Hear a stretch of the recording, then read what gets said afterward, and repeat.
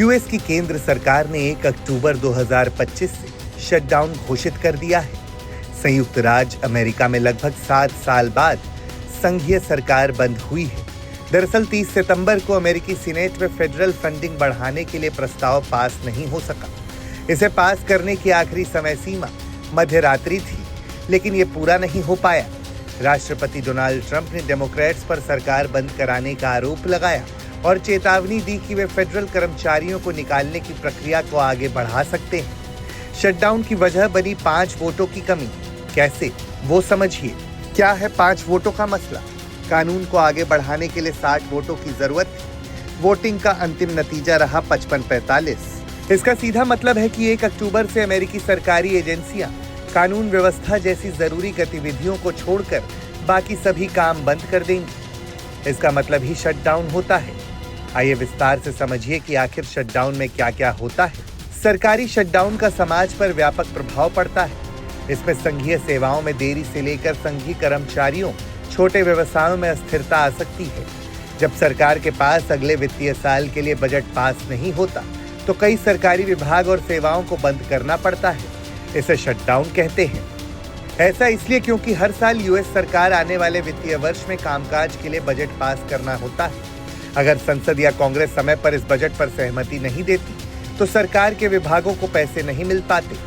Shutdown के दौरान जरूरी सेवाएं जैसे पुलिस, आपातकालीन अस्पताल, एयर ट्रैफिक कंट्रोल चलते रहते हैं। इस दौरान बाकी सरकारी सेवाएं जैसे पार्क, कुछ कार्यालय, इमिग्रेशन केस आदि बंद हो सकते हैं या देर से काम कर सकते हैं। विभाग के लिए बजट न होने की वजह से कई सरकारी कर्मचारियों का वेतन तक रुक जाता है, जो उन्हें बाद में मिलता है। बजट नहीं होता तो सरकारी कर्मचारियों को छुट्टी भी दे दी जाती है। शटडाउन की स्थिति में पासपोर्ट या वीजा जारी करने में देरी हो सकती है। सोशल सिक्योरिटी या मेडिकवर सेवाओं में रुकावट आ सकती है। सरकारी वेबसाइट्स और हेल्पलाइन बंद या धीमी हो सकती हैं। इसके अलावा नेशनल पार्क, संग्रहालय और सरकारी कार्यक्रम बंद हो सकते हैं। सरकारी विभाग बंद होने की वजह से कर्मचारियों का न होने की वजह से छोटे व्यवसायों को वित्तीय मदद में देरी या रुकावट आ सकती है। सरकारी अनुबंध पर काम करने वाले ठेकेदारों को भुगतान में देरी हो सकती है।